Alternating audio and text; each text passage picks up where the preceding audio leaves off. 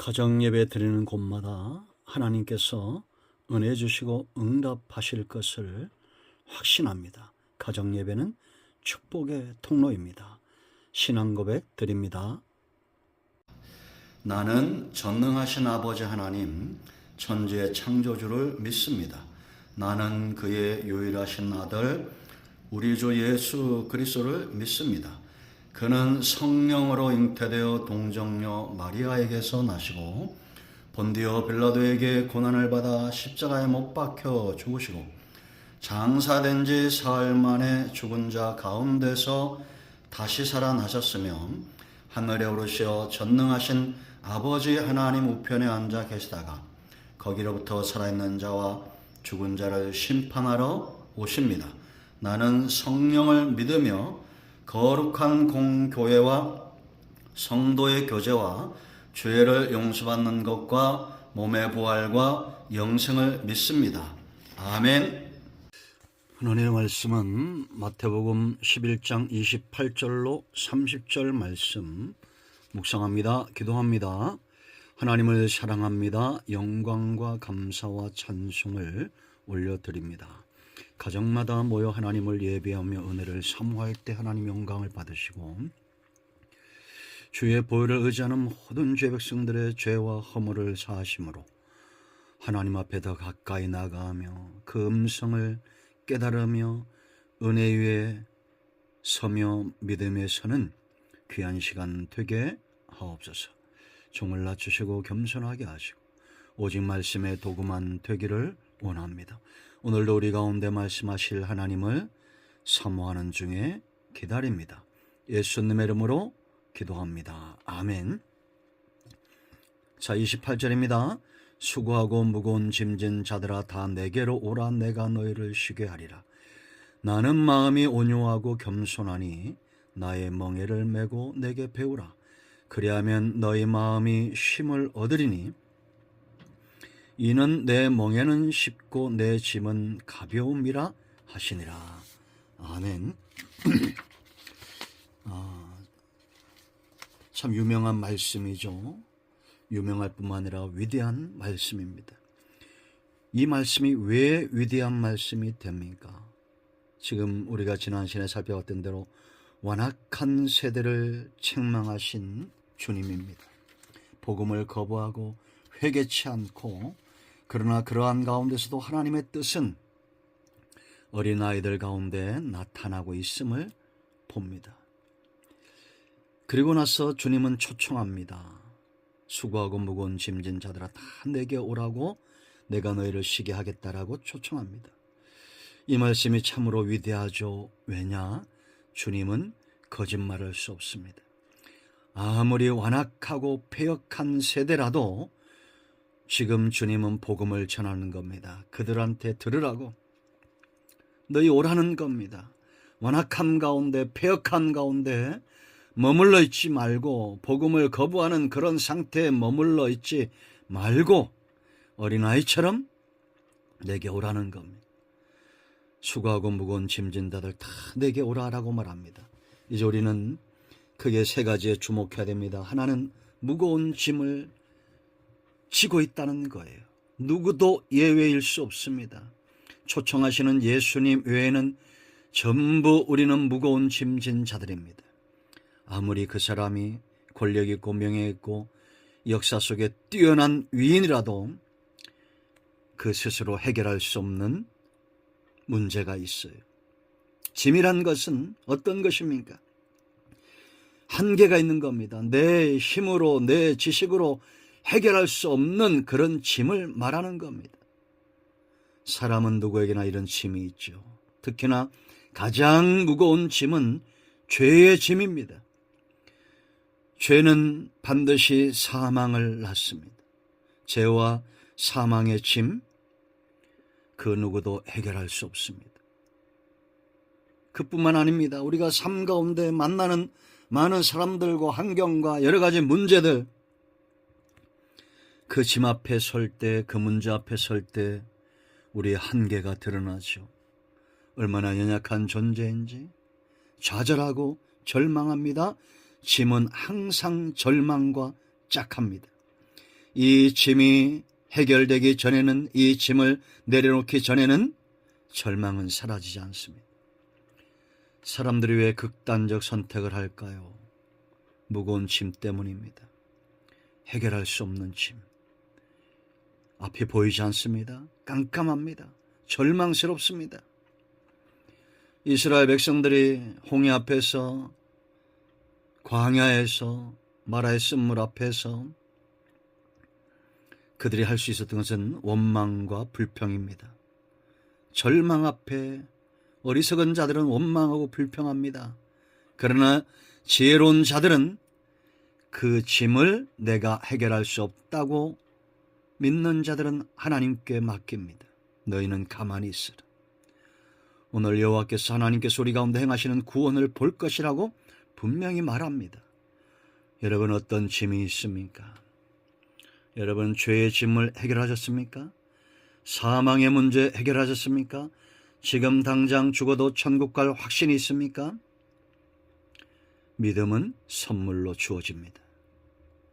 그러므로 여러분, 무거운 짐을 지고 허덕이지 마세요. 절망하지 마세요. 이 초청에 응답하셔야 됩니다. 내게 오라, 두 번째, 내게 오라라고 말씀합니다. 주님의 초청입니다. 이러한 초청은 아무나 할 수 있는 것이 아니에요. 주님이 이렇게 초청하신 이유는 너의 짐을 해결할 능력이 내게 있다는 것입니다. 마태복음 9장 13절에 나는 의인을 부르러 온 것이 아니요 죄인을 부르러 왔다. 죄 문제 주님이 해결할 수 있다는 겁니다. 예수님이 십자가에 죽으시고 3일 만에 부활하심으로 사망의 문제가 해결되었습니다. 부활의 첫 열매가 되셨어요. 그러므로 어느 인간도 감당하지 못했던, 해결하지 못했던 죄와 사망의 무거운 짐은 예수님을 통해서 해결되었습니다. 그러나 그것뿐만 아닙니다. 우리의 약함을 아시는 긍휼의 가슴을 가지신 하나님이십니다. 내가 삶 가운데, 사람 가운데 힘들어하는 거, 무거워하는 거, 그 짐들 주님이 모르실까요? 그 짐을 내게 맡기라라고 말합니다. 여러분, 오늘부터 사람과의 문제가 있습니까? 하나님께 맡기고 잊어버리세요. 그리고 정상적인 신앙생활의 모습으로 돌아가세요. 무거운 짐을 내려놨으면 내 것이 아니라고 외면해버리세요. 또 어떤 문제들이 있습니까? 삶 가운데 내가 육신적으로, 정력적으로 죄로 인하여 당하는 것들은 회개하고 그 짐을 내려놓지만 욕심, 탐심, 탐욕, 그러한 것들로 인하여 오는 무거운 짐들을 주님이 해결해 주도록 하는 것은 교만이고 죄를 더 키우는 것입니다. 그러나 주님은 우리의 약함을 아시는 분입니다. 전지하시고 전능하신 하나님이십니다. 그러므로 하나님 앞에 나아가 우리의 무거운 짐들을 내려놔야 됩니다. 내게 오라. 이것은 그 누구도 감당할 수 없는 무게입니다. 오직 주님만이 우리의 죄와 사망뿐만 아니라 삶 가운데 일어나는 모든 문제를 해결할 수 있는 분입니다. 요한복음 10장 10절 보세요. 여러분, 도둑이 오는 것은 도둑질하고 죽이고 멸망시키기 위해서 오지만 주님이 오신 것은 뭡니까? 양으로 생명을 얻게 하고 더 풍성히 얻게 하려 함이라. 문제 가운데, 죄 가운데, 사망의 고통 가운데 쓰러져 있는 것은 우리의 모습이 아닙니다. 이 초청에 응답하셔야 됩니다. 그럼 이제 우리가 오늘 말씀 속에서 어떻게 이 짐을 해결할 수 있다는 겁니까? 자, 주님께 배우라 이렇게 말합니다. 29절 보세요. 나는 마음이 온유하고 겸손하니 주님이 이런 분이란 겁니다. 나의 멍에를 메고 내게 배우라. 자, 여기까지 말씀을 먼저 생각해 보면 이 당시에는 어미소의 멍에 끝에다가 송아지를 메어 놓습니다. 그럼 어미가 가는 곳마다 따라다녀야 돼요. 챙기를 쥐고 밭을 갈면 그 옆에서 걷는 법을 배웁니다. 그 무게가 느껴집니다. 멍에를 맨 어미의 손길이 느껴집니다. 그런데 그 어미가 싸놨다고 생각해 보세요. 이리 뛰고 저리 뛰면 과연 그 송아지 잘 배우겠어요? 못 배우겠죠. 그러나 오랜 시간 멍에를 맨 어미 멍에 아래서 이 송아지는 밭을 갈고 논을 갈고 하는 것들을 배웁니다. 그런 의미예요. 송아지가 어미 소의 멍에에서 배우듯이 저와 여러분은 주님의 그늘 아래 주님과 동행하면서 배우는 겁니다. 그럴 때 힘을 얻는다는 거예요. 이게 무슨 얘기입니까? 여러분, 죄에서 자유하는 것, 사망에서 자유하는 것, 모든 문제에서 자유하는 것, 예수 믿는 순간 손바닥 뒤집듯이 되어지면 얼마나 좋겠어요. 그런데 그렇지 않습니다. 이제 주님과 동행합니다. 1년이 갑니다. 더 이상 죄의 노예가 되지 않습니다. 이미 믿는 순간 해결된 이 죄의 무거운 짐이 주님과 동행하며 세월이 가면서 점점 더 가벼워지고 자유가 되는 거예요. 아, 나는 절대 죄로 인하여 망하지 않는다. 주님의 십자가와 그 사랑이 세월이 갈수록 더 분명해지고 나를 강권조로 붙드는 겁니다. 그러므로 죄의 노예에서 벗어나요. 사망의 문제도 마찬가지입니다.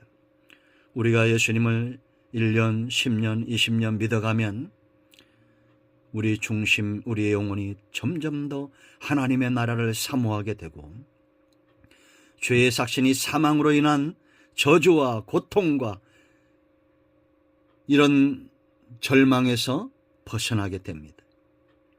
죽음 앞에 당당히 서며 오늘 내가 주님과 함께 낙원에 있을 것입니다. 당당히 말할 수 있는 그런 믿음의 거인들이 되어져 갑니다. 여러분, 사망의 문제는 누구나 다 두렵습니다. 배운 자나 가진 자나 다 두려운 겁니다.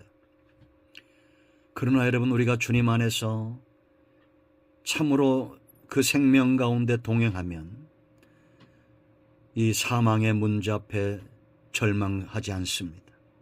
오히려 죽음 너머를 바라보고 내가 죽으면 장송곡을 부르지 말고 찬송을 불러달라. 그런 당당하게 죽음을 맞았던 우리 신앙의 선조들이 얼마나 많습니까? 문제도 마찬가지입니다. 환경과 사람과 그 어떤 문제든지 주님과 동행합니다. 오랜 시간 동안 동행합니다. 이 주님은 온유하고 겸손하신 분입니다. 오랫동안 기다려주시고 참아주시고 포기하지 않고 격려해 주십니다. 어느 순간 내가 예수 믿기 전에 겪었던 무거운 짐들이 내게는 더 이상 이제는 짐이 되지 않습니다.